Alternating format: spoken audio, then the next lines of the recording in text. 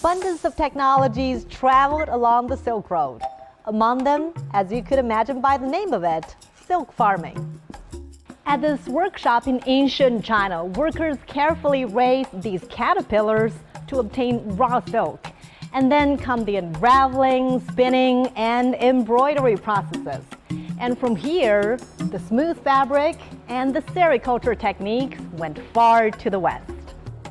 By the 6th century, silk weaving had been established in Persia, and weavers there gradually developed their own patterns.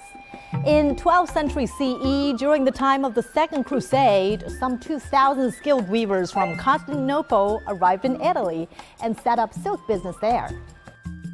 During the Middle Ages and the Renaissance, the city-states of the Italian peninsula became the dominant producers of luxury silks in Europe.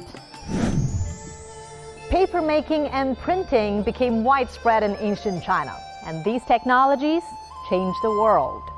Now, woodblock printing could be traced back to 600, the Tang Dynasty. It was a big deal to help spread information. One setback, though, was that the technology was too time-consuming. So 400 years later, in the Song Dynasty, people invented movable type printing. It is a style of relief printing in which carved wooden blocks are used to press texts, images, and other designs onto textiles or paper. Now, these techniques were spread beyond the Korean Peninsula and Japan and all the way to the Middle East, North Africa, and Europe.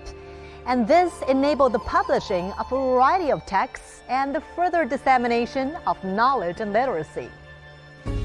The compass, another globally significant invention. Originated in China around the 2nd century CE, it was first used for worship, fortune-telling, and aligning buildings. People later discovered that these small magnetic stones or needles could serve as tools for orientation. Spread to Europe around the 12th century.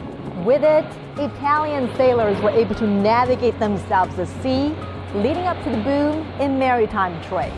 Now, the widespread use of the compass heralded in the so-called Age of Discovery, which marked the beginning of the modern age. Thanks to the Silk Road, great innovations traveled both ways. Technologies on sugar making and medicine arrived in China from India during the Tang Dynasty, between the 7th and 10th centuries. And in the 14th century, ideas and inventions in astronomy, mathematics, and architecture from Europe and the Arabian Peninsula also made their way to China. In the 10th century, when China was in its Song Dynasty, two things significantly increased rice yields. One, a more advanced irrigation system, and two, the introduction of a drought-resistant, early maturing grain of rice from Champa, located in what is now central Vietnam.